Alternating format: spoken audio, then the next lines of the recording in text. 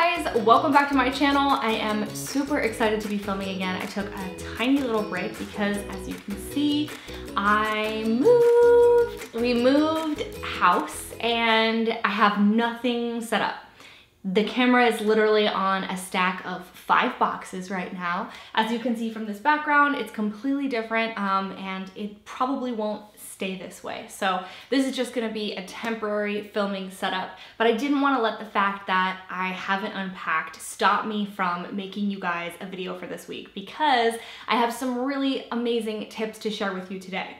Now, what I want to talk to you about today is 5 ways to keep your sanity and stay on top of your life during busy season. And I know last time we actually talked about ways that I market my business and attract my ideal clients in the off season. So I know many industries are like this, but photography, especially wedding photography, is one that I think we experience some intense highs and lows in terms of frequency of business. So we can have a month where we have 6 weddings, and then we can have a month where we have no weddings. And because of that, we need to really have systems down and a plan in place so that we can deliver an incredible experience regardless of how busy we are. Now, I'm in my busy season right now. We are rolling right into fall, so I have back-to-back weddings every single weekend until the middle of November, and maybe a few in December as well. So these are things that I'm doing currently just to stay on top of my client experience, make sure nothing falls through the cracks, and that I'm able to deliver a very consistent experience for my brides the entire time. So if you're new here, I'm Joy Michelle, and I help photographers start and grow thriving and profitable photography businesses. So I'm super happy that you're here, and if you're new, be sure to subscribe so you don't miss out on future videos. So let's dive into the 5 ways that I stay sane and stay on top of my productivity and my client work during my busiest of seasons. The first way is by using a client management software. I use Honeybook for all of my client management. Through this software, I'm able to stay on top of my invoices and my billing, so as those final balances become due, I don't have to remember all those dates. My billing software does it all for me, and it's all built into Honeybook. So I have regular emails that are automated and going out. I have, of course, information that I'm gathering, like questionnaires, those pre-wedding questionnaires.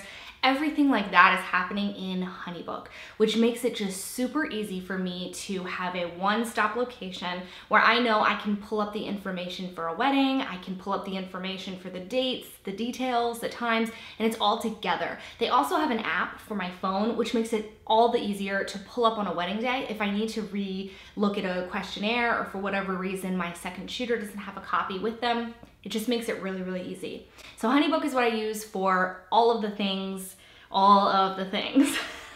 Having the right scheduling software or client management software is really crucial. So I urge you to look into a system that will work for you. There are so many companies out there that do things just like Honeybook. If you're interested in Honeybook, I do have a 50% off code for you guys, and it will be available in the description below. The second tip that I have for you guys today is to use a paper planner. I will show you guys my paper planner. This is the planner that I'm using currently. I have a different one every single year. This planner is actually from Anthropology. I will link it below. But it is simply phenomenal. It has, of course, a full page spread for every month, and then it has individual days and stuff like that, but this is how I stay on top of my life. So between Honeybook and a paper planner, I know what needs to happen when in both my business and my personal life. So this is just a system that works for me. If you're a phone planner kind of person and using iCalendar or another software, I urge you to find what works for you, find a client management software and a planning system that go together, that will work in harmony, and that's basically what I have here with this planner.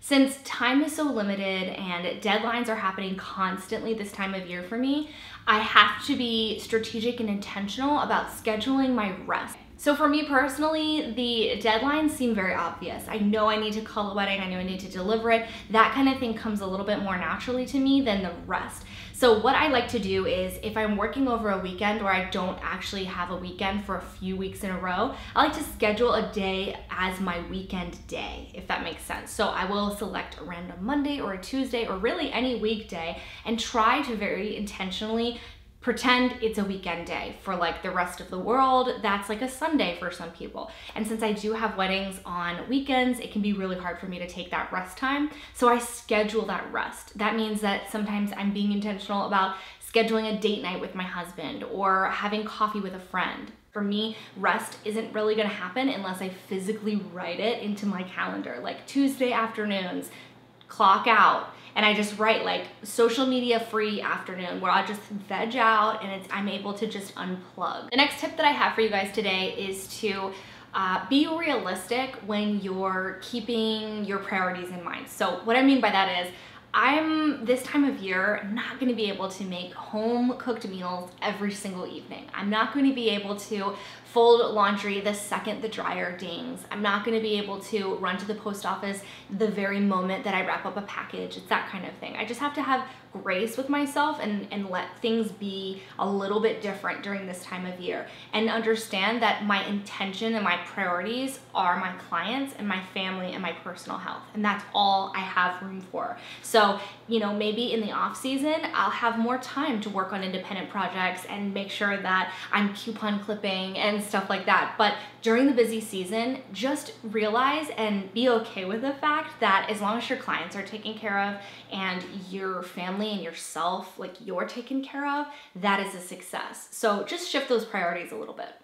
The final element that, or I guess the final tip that I want to share with you guys today about surviving the busy season, staying sane, is to outsource.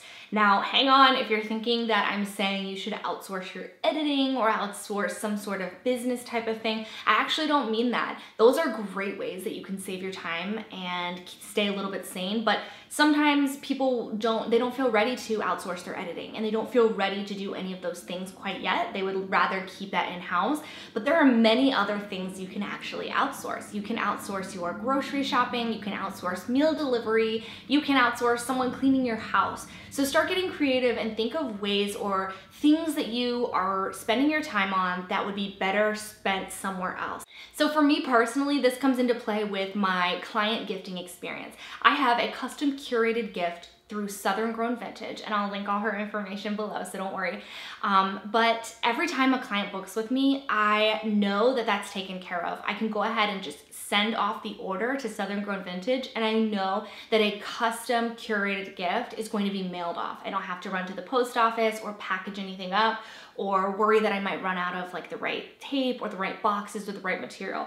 That way the client experience is consistent and it's on point, but I don't have to stop everything I'm doing every time someone orders a gift. So this is just one of many ways that I have outsourced my client experience. Thank you so much for watching. I'll see you guys next week. Bye guys.